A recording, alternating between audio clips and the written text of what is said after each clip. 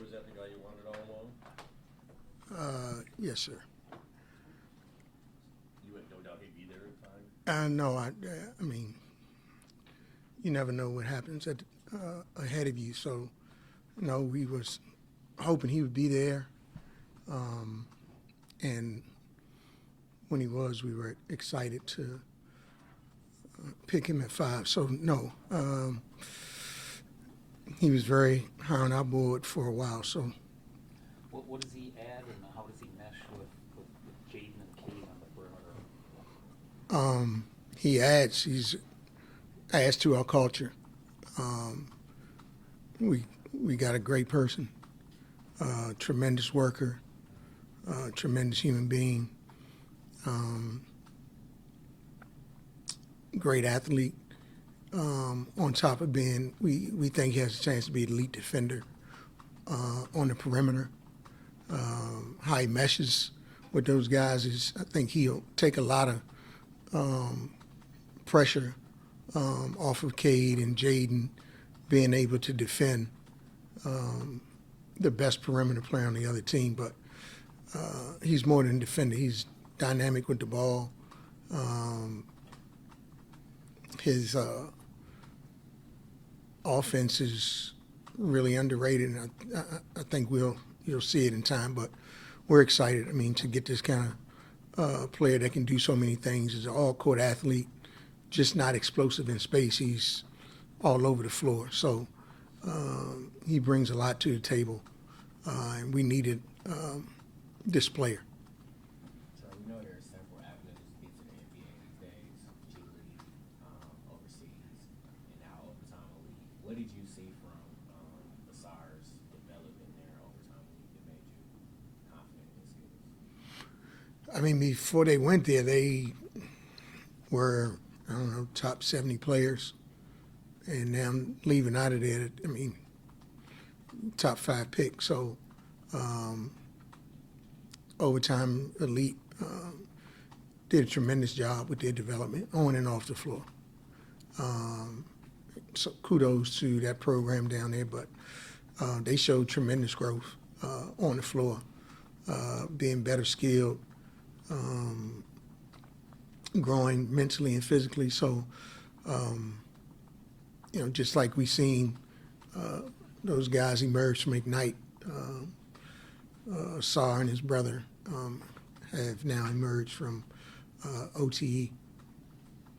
Troy, ultimately you want to get good basketball players, but evidently we're adding Duran last year, top end elite athleticism, Ivy's quickness, adding another player like Ausar to the court. Talk about how that type of athleticism can sometimes help limit, I guess, make up for other shortcomings and stuff if you have elite athletes like that out there that don't have to play basketball. Yeah, well, I mean, first and foremost, we said we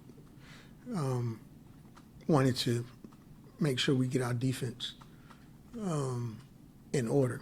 And this guy's athleticism as a player, but especially defensively, really adds to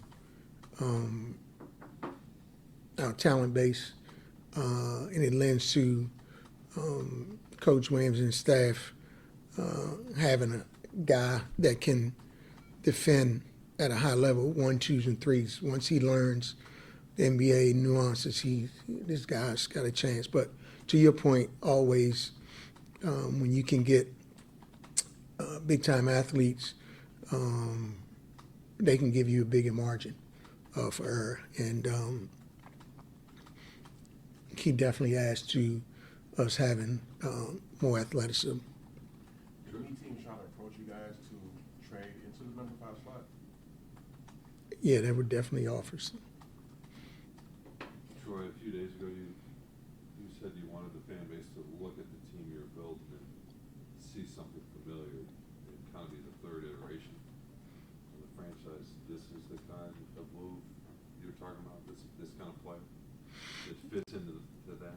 Yeah, these guys that we drafted are absolute Pistons, great human beings. They work their tail off, and I said it from the onset. We want discipline, development, and defense. And these guys fit that wholeheartedly. Ausar, defensive mindset. Coach Williams and his staff will be able to develop this guy. He brings discipline, but he fits in the locker room. He's like these guys. He's selfless. He's about the right things, but he's a symbol of what we want to continue to be about here in Detroit.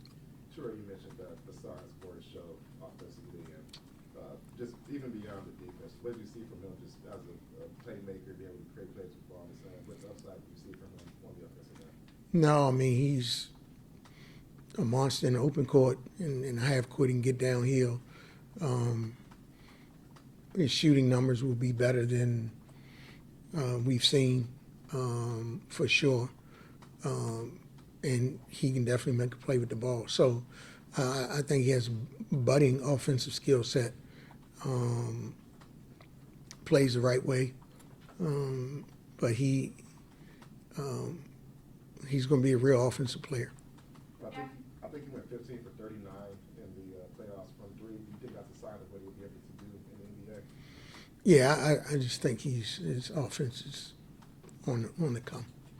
After getting drafted, he said he had a feeling that he would get chosen by Detroit. He said he felt a connection and a chemistry during his visit. Did you feel like that with him also? And how was he different from other players that you may have met and worked out?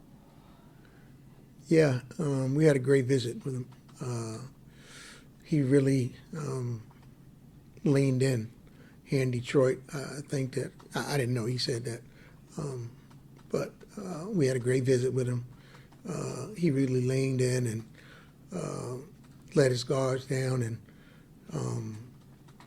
we were able to get to know him and connect with him. And that's always important when kids come on visits, that you don't just host them, that you get a connection with them. And I felt a pretty strong connection with Ausar. When you said big swing the other day, was this the guy you had in mind that you were thinking big swing? Absolutely.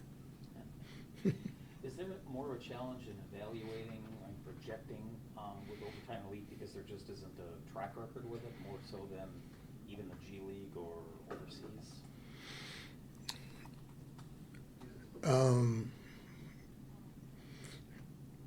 You can say that, but when you see something different, you see something elite, you know it.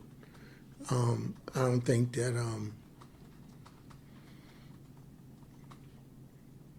I think Halle Berry is pretty in church or in the grocery store. So I think that you can kind of figure it out when you see something pretty special. So. Were you tempted at all by those offers for 5? Or were those calls for Ausar? Yeah, I mean, you have to look at it and vet it all out. We thought about it, but no, we were pretty committed to drafting at 5 if he was there. James has one from New York, if you don't mind. Go ahead. Hey, Troy, I appreciate you doing this, and I apologize if you've been asked this, but talking to Ausar, he said one thing that came up in the conversation was having multiple guys who can facilitate, create for others, and create shots. Do you see his playmaking as a big strength for this group? And I know you mentioned defensively it takes pressure off Cade and Ivy, but offensively, could you see that something as his career gets going and he finds himself that could be very pivotal too? Yeah, absolutely. You want to have as many of those guys on your team as possible so you don't get bogged down when they take the ball out of certain players' hands. Then you want to have multiple ball handlers. I look at when Golden State used to always talk about their death lineup. The death lineup was Iguodala playing up front, and you couldn't really match up with him. And I kind of saw similar to Iguodala in his early years at Philadelphia. If you guys remember, he was all over the floor, pretty much played everywhere on the perimeter, defended at a high level, but he was also probably, I don't have it, probably a 18 to 20 point score. And I see Ausar the same way. Appreciate you. Can you talk about his defensive ability? How quickly do you think he can be that guy defending the best? Well, I on mean, the perimeter? he comes in physically ready. You know, he's 6'7", 220 today. So physically he'll be ready. He just need to learn nuances